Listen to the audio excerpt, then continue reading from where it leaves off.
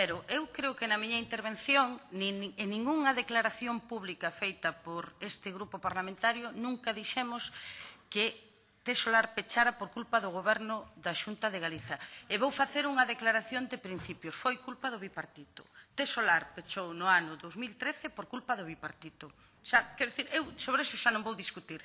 Por culpa dese maldito Goberno do bipartito. Pero ahora imos falar do presente e do futuro, se mo permiten. Mire, señora Romero, eu xa dixen que a miña intención era intentar chegar a un acordo. Entón, vamos a ver se damos falado das mesmas cousas. Vostede dixo que só estaban dispostas a chegar a un acordo en cuestións que fosen competencias da Xunta de Galiza. Entón, eu vou ler a miña emenda. É competencia ou non da Xunta de Galiza que esta teña unha participación activa no concurso de acreedores para velar non só polos intereses colectivos, sino tamén que tamén é un interés colectivo para lograr que o obxectivo fundamental do concurso de acreedores na súa resolución final sexa que se manteña a actividade da fábrica e os postos de traballo. É esa unha competencia da Xunta de Galiza ou non? É competencia da Xunta de Galiza analizar pormenorizadamente a actuación que tivo Isolux durante este tempo para ver se efectivamente houbo actuacións premeditadas de descapitalización e valeiramento económico desta fábrica para pechala en base aos intereses de Isolux Corsán ou non.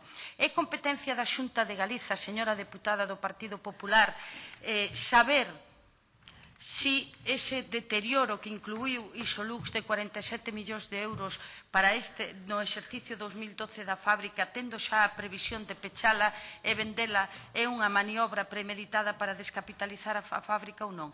E, señora, é competencia da Xunta de Galiza defender os cartos públicos no concurso de acreedores. Mire, vostede dixo que para a Xunta só apoiaría un proxecto viável e solvente. Mire, a min gustaríame saber como vai saber a Xunta se un proxecto é viável e solvente se non o coñece. Como vai saber a Xunta se a oferta que agora mesmo só parece haber unha oferta en firme sobre os activos de Tesolar? Como vai saber a Xunta de Galiza se esa oferta cumple cos requisitos para cualificala de viável e con capacidade de futuro se nos fiamos únicamente de que o administrador concursal e Isolux nos dicen que a oferta non vale?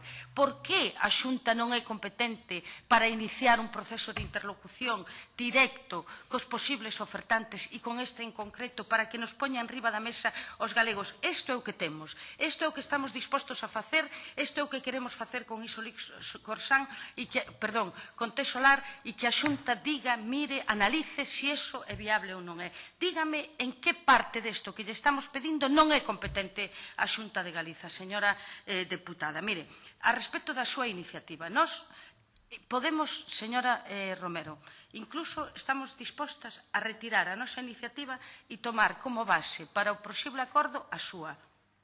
Pero voulle facer as seguintes matizacións a respecto da súa, que son para nós, digamos, as líneas vermellas en torno a ese posible acordo. Mire, a respecto do punto primeiro, que é o que poderíamos cualificar simplemente darlle unha palmada nas costas aos traballadores, que sempre está ben, nunca está de mal que a un se lle recoñeza o esforzo. Nós eso estamos, desde logo, dispostos a aceptalo, pero non deixa de ser accesorio. Eu entendo que moitos agora teñan necesidade de manifestar o seu apoio aos traballadores. Desde logo, o Bloque Nacionalista Galego creo que a estas alturas non ten ningunha necesidade de justificarse vindo aquí a prestarlle apoio aos traballadores, porque xa llo prestamos. Pero, en todo caso, non hai ningún problema. Permítame, señor presidente.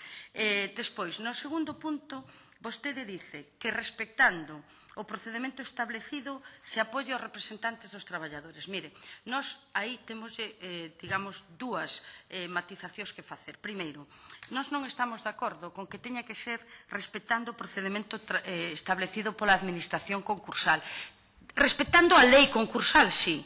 Respectando a lei, sí, pero non respectando as reglas, os tempos e o marco de xogo que marca o administrador concursal, porque ese, precisamente, é o escenario no que estivemos nos últimos 6 meses desde que isto entrou en concurso de acreedores e se firmou un ERE absolutamente fraudulento, fraudulento para os traballadores e nós temos que romper ese marco, porque senón é imposible avanzar, porque iso é o que está impedindo que se avance.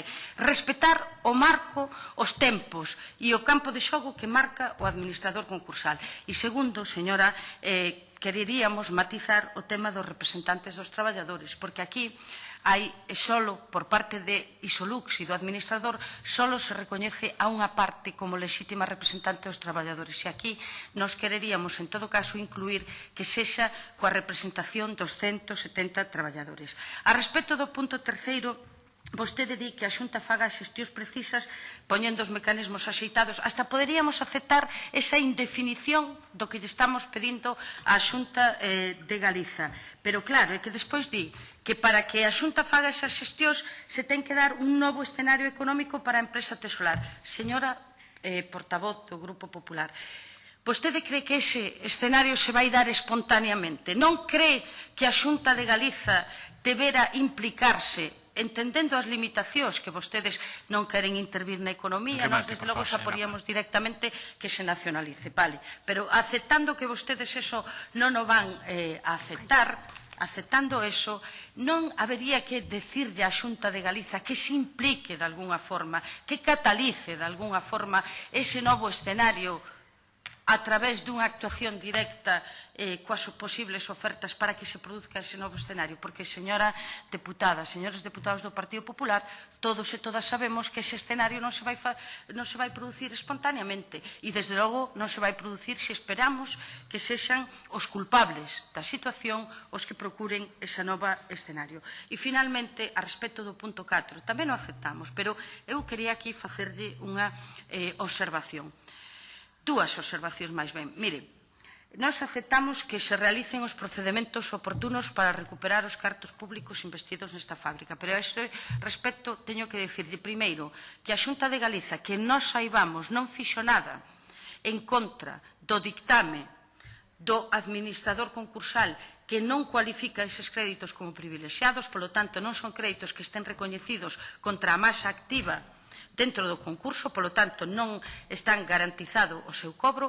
A Xunta anunciou hai 4 meses que habría un expediente de devolución que debeu perderse nalgúnha gaveta de San Caetano porque nunca máis se volveu saber do asunto e, sobre todo, e o máis importante para nós, a Xunta de Galiza, eses 13,5 millóns de cartos públicos que puxo en Isolux Corsan, teñen que valer máis para presionar para que se manteña a fábrica, a actividade da fábrica e os postos de traballo que para que nos los devolvan. Eu, francamente, señoras e señores do Partido Popular, neste asunto o prioritario, o central, é que se manteña a actividade da fábrica e os postos de traballo, non que nos devolvan os cartos.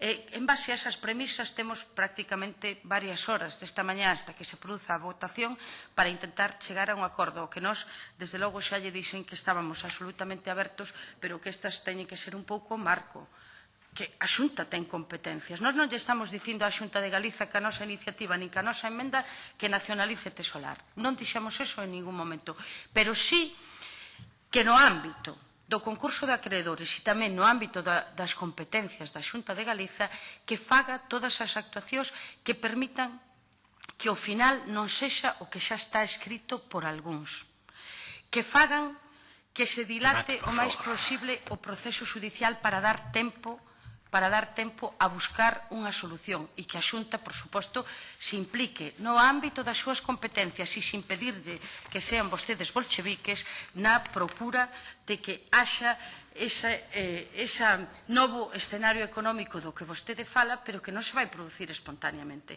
Moitas grazas, señor presidente, pola súa xenerosidade no tempo. Máis nada.